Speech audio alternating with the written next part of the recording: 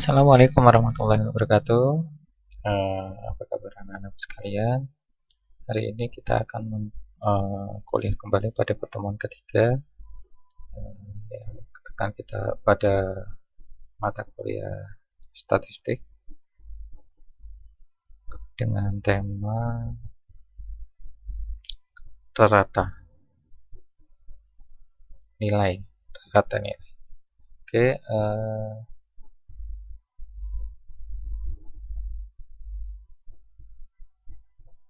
Sebelumnya untuk anak-anak yang belum mengumpulkan tugas, silakan melakukan pengumpulan tugas karena ada beberapa mahasiswa yang belum mengumpulkan tugas untuk tugas yang pertama kemarin, sehingga supaya tidak menumpuk ya, gitu. Mohon diingatkan atau nanti saya akan upload melalui WA. Oke, ini adalah yang pertama, ketiga adalah ukuran rata. Jadi kita akan membahas tentang rata-rata nilai. Jadi seperti itu. Tujuan pembelajaran adalah mahasiswa memakai ukuran rata data dalam bentuk aritmetik, geometrik, dan harmoni. Hal-hal yang harus kita pelajari pada awal adalah yang pertama adalah notasi sigma. Notasi sigma dan sifat-sifatnya. Sebelumnya kita pahami dulu dari notasi jumlah. Itu kalau misalnya notasi jumlah itu adalah bentuknya seperti ini. Ini disebut dengan sigma, ini disebut dengan notasinya xj. Dengan x itu adalah nilai dari notasinya, itu dengan j itu adalah merupakan batas awal dari notasi. Misalkan kalau misalnya dia mulainya dari 1, maka x-nya x1. Kalau misalkan j sama dengan 2, berarti dia langsung bukan di sini bukan x1 tapi x2 kalau dia mulainya dari 2. Kalau dia mulainya dari 10, berarti x-nya 10. N ini adalah banyaknya data atau banyaknya data n. Banyak data. Kalau misalkan ini 1 terus n-nya 10, maka x1 sampai 10 atau disebut juga dengan batas maksimal atau merupakan batas akhir gitu ya. Sehingga ini kalau misalkan di sini dia c mulai dari 1 sampai dengan 10, kan sini x1 ditambah x2 tambah x3 bla bla bla sampai ditambah xn. Maka nilainya adalah x1 ditambah x2 bla bla bla sampai xn-nya berapa nilainya, dari jumlah semua, maka itu adalah nilai jumlah dari notasi ini. Jadi seperti itu. Saya berharap semuanya paham. Oke, ini adalah misalkan contoh misalkan suatu notasi x itu sama dengan nilainya adalah 2, 3, 5, 7 gitu. Maka nilainya gitu, nilai kalau misalkan di sini adalah x1, ini x2, x3, x4, maka x1 sama dengan 2, x2 sama dengan 3, x3 sama dengan 5, x4 sama dengan 7. Jadi seperti itu ya. Maka akan diperoleh jumlah dari x itu adalah 2 ditambah 3 ditambah 5 ditambah 7 sama dengan 17. Jadi seperti itu. Ada beberapa sifat dari penjumlahan dari notasi ini. Misalkan dia kalau misalkan di sini variabelnya hanya x notasinya, bagaimana kalau misalkan dia ditambahkan dengan y? Jadi seperti itu. Jadi di sini ada notasinya berubah jadi x dan y. Maka apabila notasinya berbentuk sigma j sama dengan 1 ke n, maka persamaannya jadi mulainya dari 1, x1, y1 ditambah x2, y2 ditambah x3, y3 ditambah bla bla bla sampai ke xn, yn. N itu adalah nilai maksimumnya. Total notasinya n. Kalau misalnya ada 10, berarti sini ada 10, 1, 2, 3, 4, 5, 6, 7, 8, 9, 10 dst ya, dan seterusnya. Bagaimana kalau misalkan di sini ada suatu notasi yang di sini ada suatu nilai mutlak a gitu ya. Berarti a ini dia tidak mengikuti, di sini tidak ada simbol j, maka dia disebut nilai mutlak. Nilai mutlak ini berarti dia tidak berubah-ubah. Yang berubah apa? Yang berubah hanya nilai x-nya saja. Maka kalau misalnya di sini AXJ, maka AX1 ditambah AX2 ditambah AX3 ditambah bla bla bla sampai A sigma J sama dengan 1N XJ. Ini notasi ini sama saja dengan notasi yang ini, gitu ya. Jadi tidak usah bingung gitu. Nah, ini ya. Jadi seperti itu. Yang kedua adalah min aritmatika. Min aritmatika itu apa? Artinya min itu memiliki arti adalah rata-rata. Dengan aritmatika itu dari bahasa Yunani itu adalah angka atau disebut juga dengan ilmu hitung. Sehingga min aritmatika merupakan ilmu yang digunakan untuk menghitung rata-rata. Min aritmatika dinotasikan dengan X, ada garis atasnya. Ini adalah disebut dengan X bar, gitu ya. Disebut dengan X bar dan didefinisikan sebagai ini. X rata-rata sama dengan X1 ditambah X2 ditambah X3 ditambah bla bla bla Xn. Ini notasi dari XJ dibagi dengan N-nya. Dengan X bar ada rata-rata, XJ adalah data ke J. Dengan J sama dengan 1, 2, 3. Pak, boleh nggak kalau bukan J? Dia bentuknya I. Boleh. Itu hanya simbol ya. Hanya simbol, banyak macamnya. Jadi seperti itu. Ini contohnya. Contohnya misalkan dari aritmatika, carilah min aritmatika dari 8, 3, 5, 12, 10. Berarti X bar sama dengan 8 ditambah 3 ditambah 5 ditambah 12 ditambah 10 dibagi dengan ada berapa N-nya? 1, 2, 3, 4, 5. Jadi tulis di sini adalah nilainya 5. N-nya ada 5. Banyaknya data. Sama dengan berarti ini di jumlah 38, banyaknya data ada 5, maka total 7,6. Maka nilai rata-ratanya adalah 7,6. Paham ya? Oke, lanjut. Min geometri disimbolkan dengan G, memiliki pengertian yaitu cara mencari nilai tengah dengan menghasilkan seluruh notasi. Setelah itu mengakarkannya sejumlah notasinya didefinisikan dengan G sama dengan N ini banyaknya data, akar X1, X2 ke Xn. Gitu. Ini contohnya. Min geometrik dari 248 adalah 248 akar 3. Jadi 3 akar 64 sama dengan 4. Jadi seperti itu. Mudah ya, min geometri. Nah ini. Yang selanjutnya adalah min harmonik. Min harmonik merupakan kebalikan dari min aritmatik, yaitu jumlah suku ke N dibagi dengan jumlah sepernotasinya. Didefinisikan dengan H sama dengan N per notasi seper XJ. Nah, jadi seperti itu. Sigma J sama dengan 1 ke N, 1 per XJ. Ini bentuk notasinya.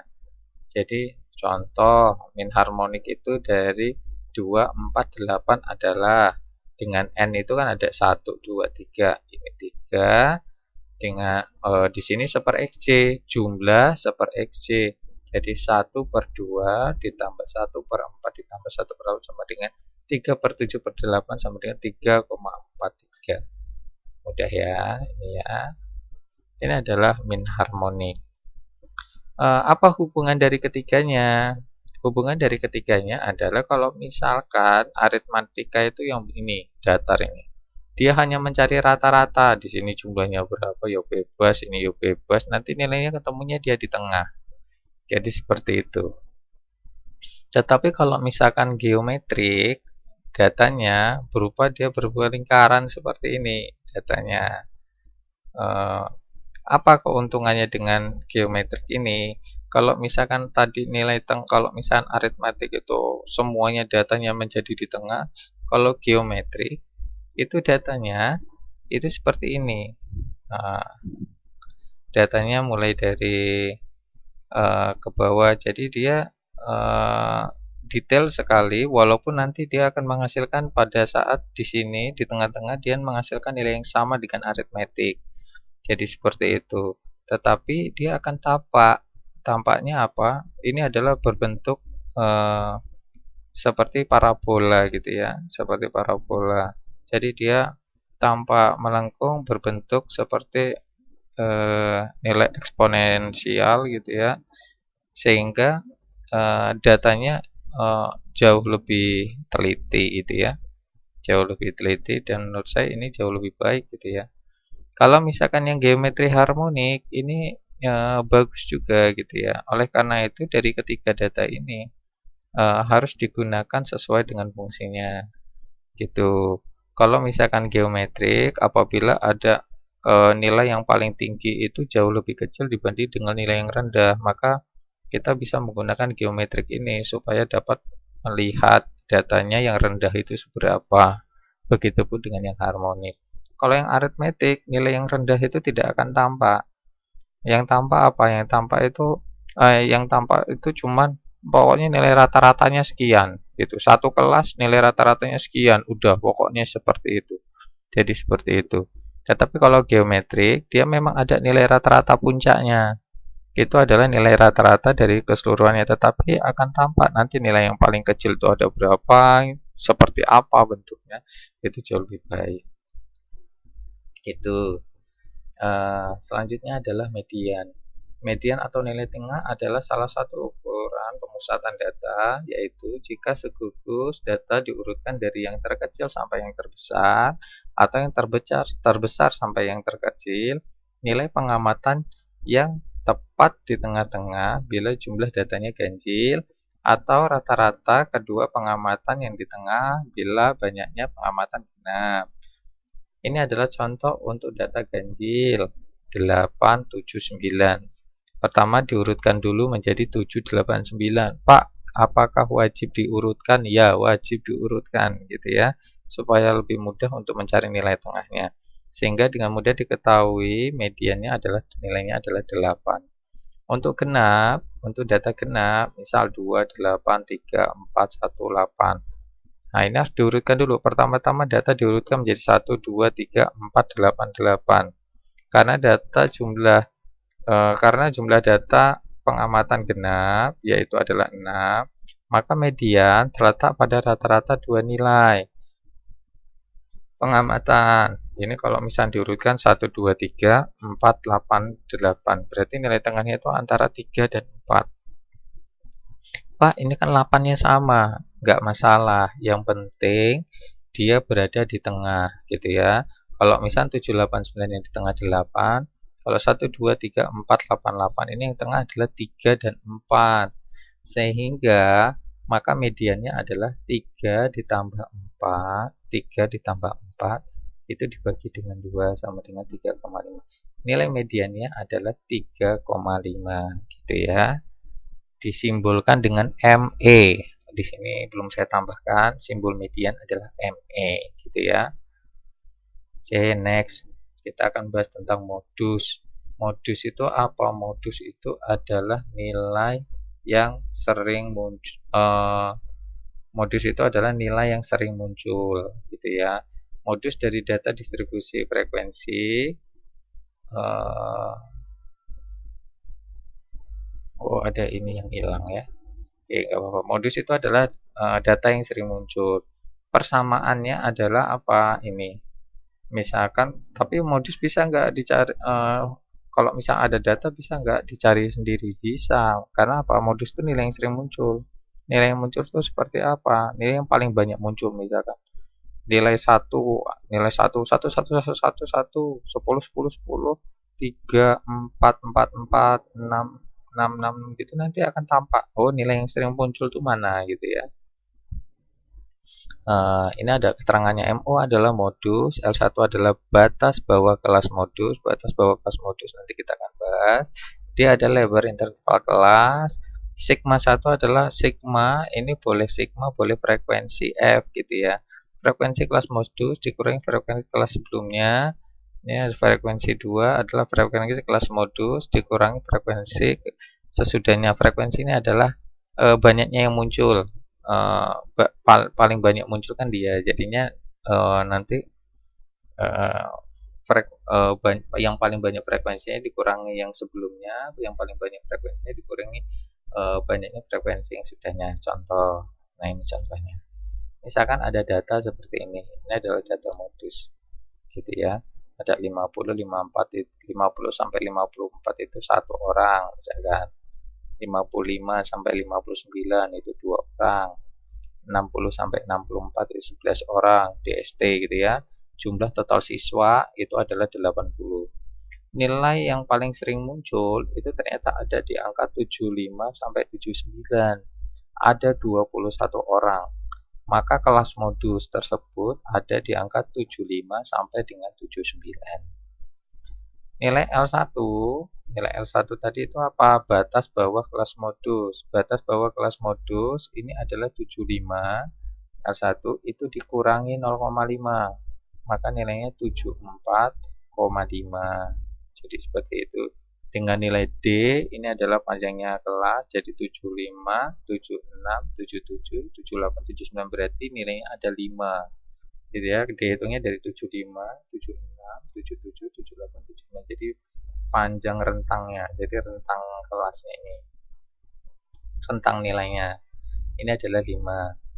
Frekuensi atau delta atau sigma 1 itu adalah banyaknya kelas modus dikurangi nilai sebelumnya. Nilai sebelum frekuensi sebelumnya itu adalah 12, maka 9. Sigma 2 itu frekuensi kelas modus dikurangi frekuensi sesudahnya nilai 6, berarti 9. A2 nya adalah 15. Maka kalau misalnya kita masukkan dalam persamaan, itu adalah MO sama dengan 7.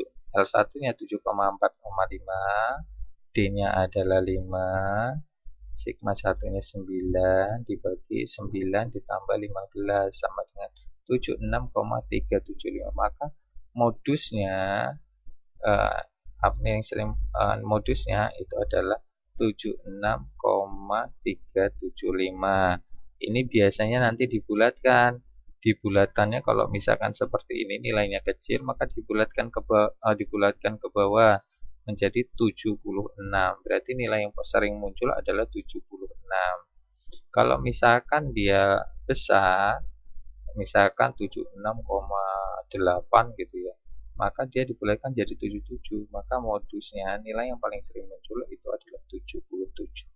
Gitu. Sampai di sini paham ya? Mungkin itu yang bisa saya sampaikan. Jika ada yang ingin ditanyakan, kita masuk ke dalam forum diskusi. Saya berharap semuanya masuk ke dalam forum diskusi dalam bentuk chat. Oke. Wassalamualaikum warahmatullahi wabarakatuh.